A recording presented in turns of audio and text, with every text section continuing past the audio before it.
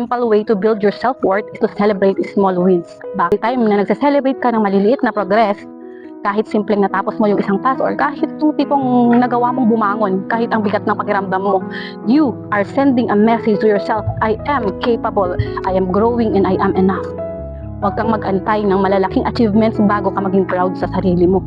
Kapag natutunan mong makita ang halaga mo o ang halaga sa maliliit na hakbang, araw-araw kang naglalagay ng bricks sa foundation ng self-worth mo.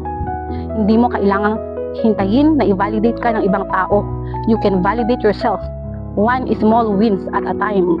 So today, ask yourself, ano ang kaya kong i-celebrate ngayon?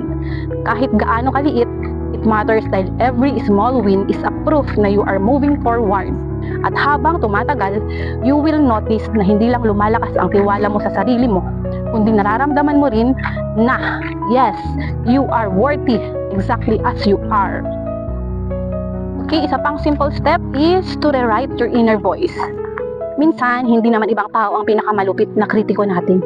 Tayo mismo, yung boses sa isip natin na laging nagsasabi, hindi ka magaling, hindi ka enough. Pero, that voice is not the real you. It's just an echo of all the fears, old criticisms, at old comparisons.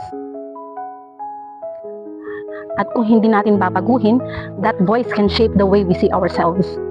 So, paano natin ito babaguhin? Simple lang. Talk to yourself the way you talk to a friend. Kung may kaibigan kang nadapa, kung naman sasabihin sa kanya na ang hina mo, di ba? You'd say, okay lang, try ulit. I believe in you. Ganun din dapat sa sarili mo. Replace, I am not good enough.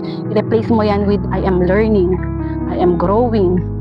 Replace, I can do it with, I will figure it out. Because your words create your world.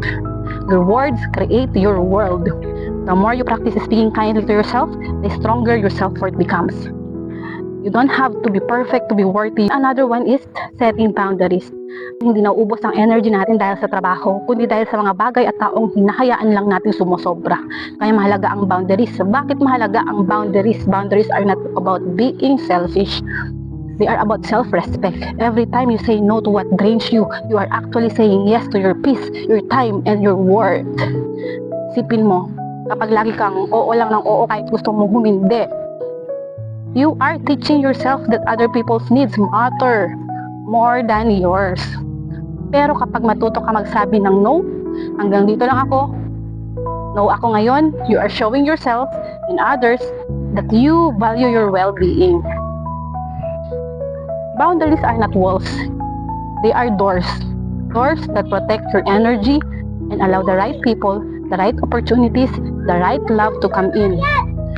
So, next time may something or someone hindi align sa'yo, remember this. My no is just as powerful as my yes. And that's how you strengthen your self-worth.